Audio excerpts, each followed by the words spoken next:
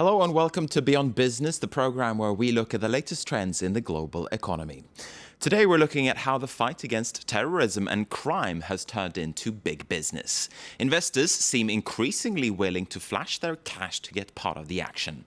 It comes at a time when the security industry has grown in both size and scope. It now includes cybersecurity as well as camera systems that can track and identify unwanted individuals. Let's take a look in this report from London.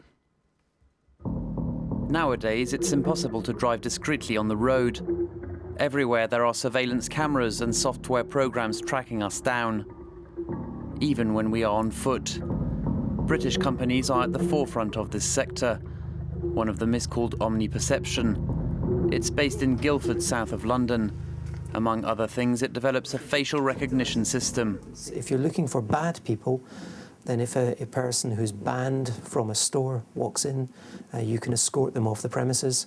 If a VIP walks in, then you can automatically recognise the VIP and give them a gin and tonic or a beer, whatever.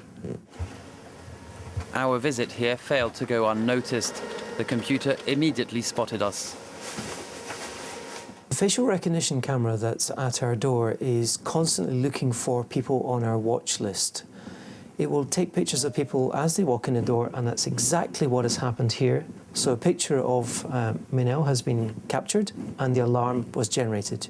These Big Brother technologies face a promising future. There are statistics out there at the moment which are saying that face recognition will be growing around about 30 to 35% per annum per year. And these are huge growth figures. So there's a big opportunity for us. Surveillance of casinos, of private and public areas, the industry is booming. Richard Lever from Britain is the head of Blue Star Capital, an investment fund that specialises in the security sector. His fund owns Omniperception. We meet him in his London office. Homeland security is very much a benevolent sector, crossing many different applications and areas and touching people's lives to help and enrich lives. But it's coming really from funding which has come out of the defence world. Most of the managers at Blue Star Capital are defence experts. There's a former police officer, military specialist, a former member of the British Special Forces. Richard Lever explains that most of Blue Star Capital's investments take place in Britain. Is it a kind of economic protectionism? We wouldn't seek to protect our companies in that sense. One has to nurture a company to become a global leader in its area, and necessarily that means outside the UK. And traditionally, companies that have done very well in this sphere in the UK do very well in America. In the US, the Chertoff Group is a security consultancy firm and a major partner of Blue Star Capital. The Chertoff Group is headed by Secretary Michael Chertoff, who, as you know, was the Secretary of State in the US for Homeland Security under George Bush. And we have a very close working relationship with Chertoff Group, both in Washington and in London. But they're more a risk management consulting group. This British firm, with its investment funds specialised in the security sector, is unique in Europe. It means Anglo-Saxon firms in this area are currently far ahead of their European rivals. At check-in desks, spot checks with mobile. Okay, for more now we can turn to Michael Weatherseed, who's General Manager of Millipol. It's an annual security technology exhibition which alternates between Paris and Qatar's capital, Doha. Welcome to the programme. Thank you. Now, what kind of interest is there in security technologies like facial recognition that we just saw there in that report? There's a great deal of interest. I think if you go back to the basics, when video surveillance came in, and that particularly in London, which has a lot of video surveillance cameras on the public street, it's all very well filming people, but you actually have to analyse the data. Mm-hmm. And often the personnel aren't behind there to actually analyse that data. So often you analyse it after something has happened. There are more cameras than there are security personnel looking at each screen. Exactly. What facial recognition does is actually enable fewer people to actually manage it, and there's an automatic alarm that goes off if a face is recognised in the crowd that actually happens to be in a database of a known criminal or a known terrorist. So it actually enables people to react quickly rather than after the event. And just to add on to it, I mean, we talk about facial recognition. That's one step forward. The next step, which actually exists as well, is actually a camera being able to identify behaviour of people that is suspicious. All right, people who look nervous, basically. Not necessarily, just people behaving in a suspicious way, where they're trying to hide or actually trying to hide away, or various things, so that you can pre-identify potential problems. What other trends are there when it comes to security technologies? Actually, at the moment, the security is still a huge subject. It's still a big issue for all governments. But at the same time, governments, particularly in the financial crisis that Europe is going through at the moment, are also trying to watch their budgets. So what governments are trying to do are looking for technologies that will help them save money, be more efficient. So that means, for example, a policeman who is perhaps in his car actually having a lot more tools that he can carry out a lot of his duties while he's on the road, rather than having to come back to the police station to actually deal with that. Now, you say that governments are looking to cut their budgets at the moment and to save cash. Does that mean then that this sector, is it growing or is it shrinking at this stage?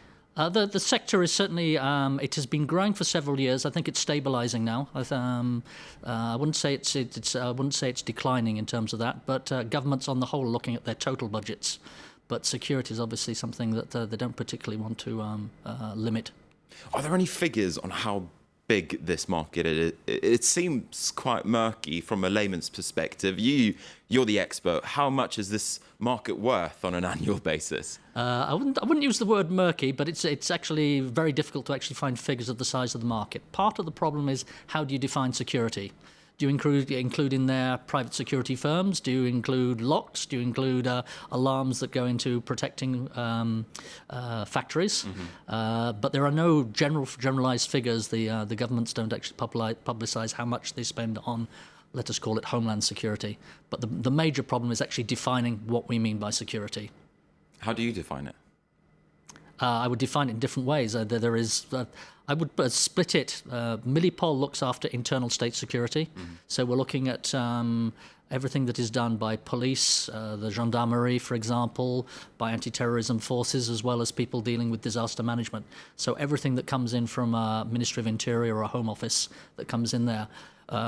So in my terms of definition of internal state security, I wouldn't include, for example, protecting a factory, unless it was something like of significant strategic value, like a nuclear power station or something like that. We'd call that a sensitive site or a sensitive infrastructure site. If we look at the sector that you just explained to us there, that you just sort of outlined, who are the big players? Who are the companies that are acting within this field? In terms of the very big players, there are probably about 5 or 6. There is Safran Morpho from France, which is very much into identification.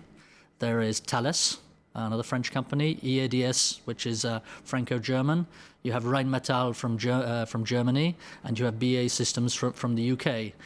But the vast majority of people working within the interior security sector are small to medium-sized companies, and that's where a lot of the innovation comes in.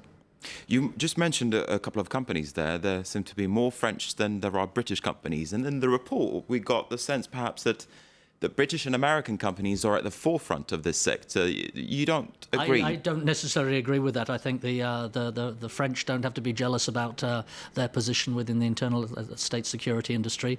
France has a very, very strong industry. And as I said, what with Safran Morpho, what with Thales, which are 2 French companies, EADS, which is Franco-German, that's 3 of the 5 big players in the world which actually have a link into France. And as well, we have a very active sector in small and medium-sized companies. So I wouldn't agree that France is way behind the Anglo-Saxons in this industry. It seems as if the way of investing here in France, though, is different. It's the French state, perhaps more, that does the investments, whereas in the UK, for instance, we are seeing these kind of funds like Blue Star Capital. Yeah, in France, there are private investment funds, but fairly few. The major financial aid comes from either the state, either a national or regional level, and it's probably a reflection of the way the difference if we take between France and Great Britain, if we take the railways. In the UK, they've been totally privatised. That is the way that the British government decided to go, whereas they're state-run in France. I mean, the two choices, and I think that reflects the culture of the two countries. Now, you said before that a lot of these companies are actually small and medium-sized enterprises, so-called SMEs. Should governments be looking at ways to support these SMEs, or are they going to do well in and of themselves? I think the companies and SMEs have to have a good product to succeed. They don't have a good product, they're not going to succeed, whether you pump money into them or not. So I think that there's a point of in that if you don't have the good product, you're not going to work. So yes, to support them. There are a lot of support mechanisms available. A lot of them are not known by SMEs. But I think one point to make here is that it's not just the security industry that is being supported. Lots of other industries, SMEs, are being supported through government subsidies. They're trying to encourage innovation. They're trying to encourage export. They're trying to encourage job creation, just like every other government does. It's all about innovation, by the sounds of it. Innovation is the key word in terms of security. Technological innovation is basically the most important aspect of it. All right, as in many other businesses. Michael Weatherseed, thanks very much indeed for taking the time to speak to us here at France 24. Thank you, Marcus. And with that, we're going to wrap up this programme. Thanks for watching Beyond Business and France 24. Do stay with us. More news is coming next.